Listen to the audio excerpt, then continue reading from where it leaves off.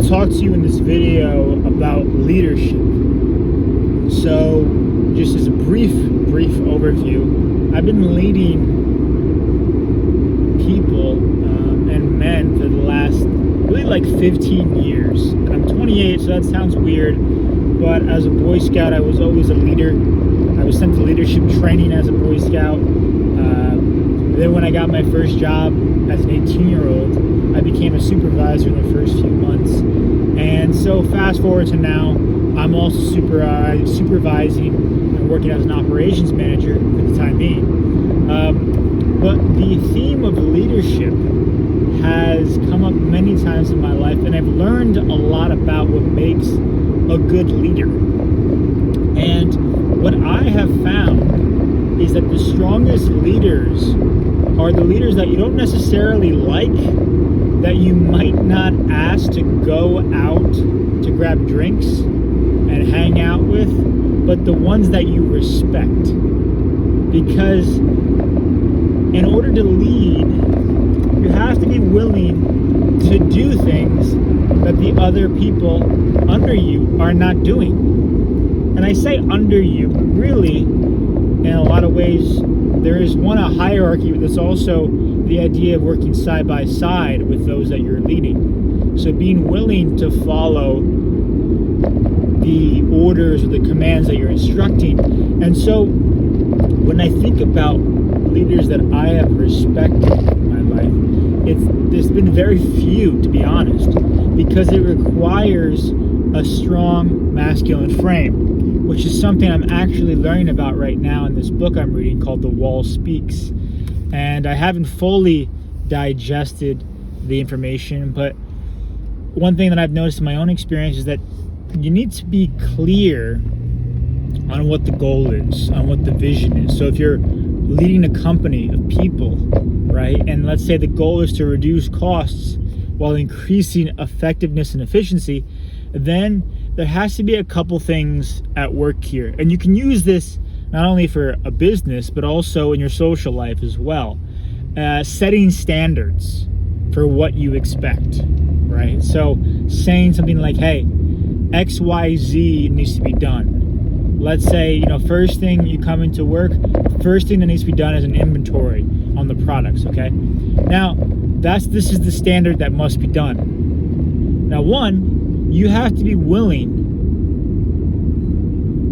to operate and put into practice the standard that you set. You have to be willing to put your money where your mouth is, right? If I'm a personal trainer but I'm out of shape, you're not going to want to listen to me. You're not going to respect me.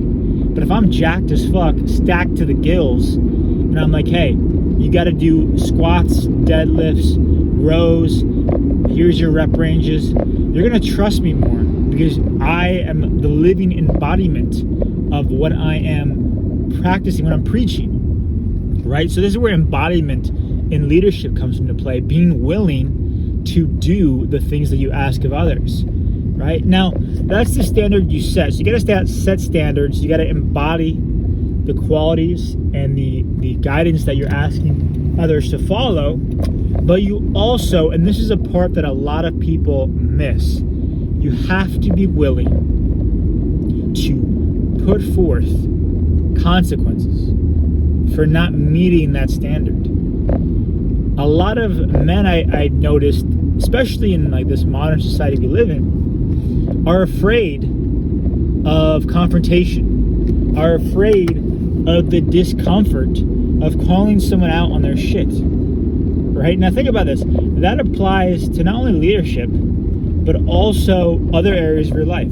Having a difficult conversation with your romantic partner, or your sibling, or your best friend, whatever it may be. And there's this quote by Tim Ferriss that I really like, where he says, the quality of your life is determined by the amount of uncomfortable conversations you're willing to have. Now this, especially in the beginning, is gonna suck. I mean, it's probably always gonna suck, but it's like a muscle that gets better and better and easier over time. So if you are having a conversation where you feel yourself shaking a little bit, where you feel yourself nervous, you're sweating, like, oh shit, this is scary, that's a very good sign.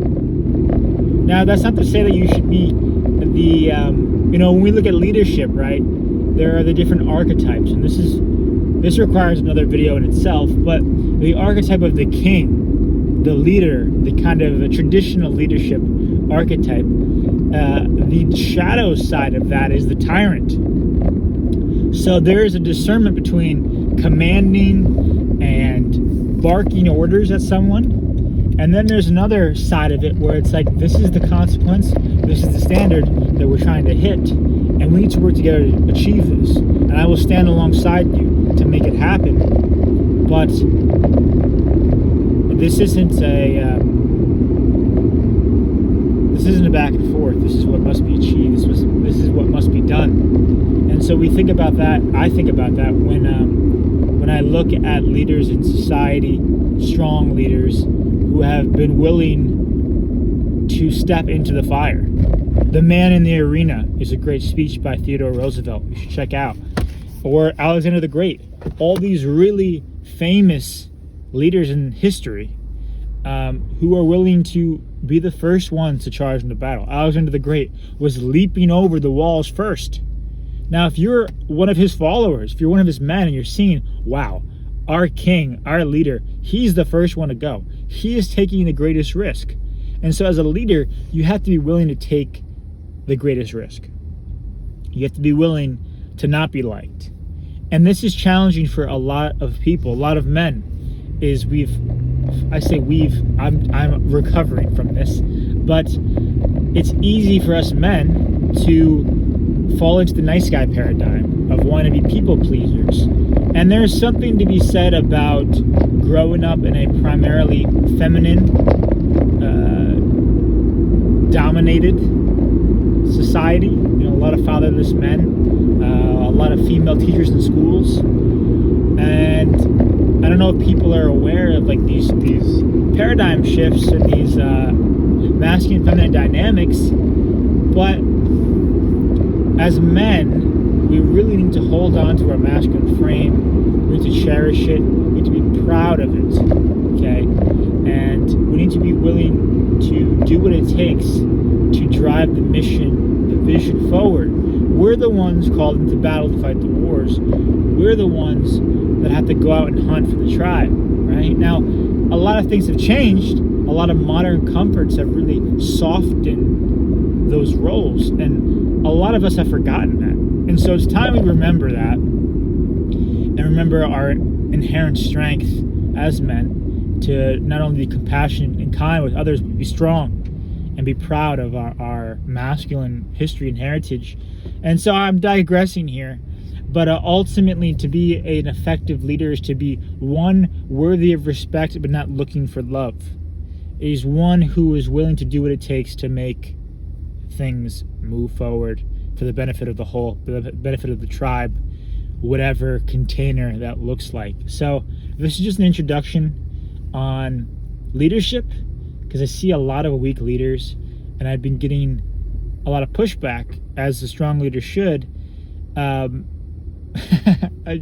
not a lot of pushback, but I've just noticed as I become stronger as a leader, new challenges arise, and I'm having to deal with that. And when you only have so much authority, I have people above me, it's hard to enact that unless everyone is on the same page, right? So a house divided among itself cannot stand type of thing. Everyone has to be aligned in terms of goal, mission, vision, communication. And so just some things to think about as you're going about your day, and try to find opportunities to lead whenever you can, because this is not only really beneficial as a man, but it's really attractive to females as well. A man who can lead, a man who's willing to go out and say, I'm doing this, and I'm going to go and do it. You can come with me if you want.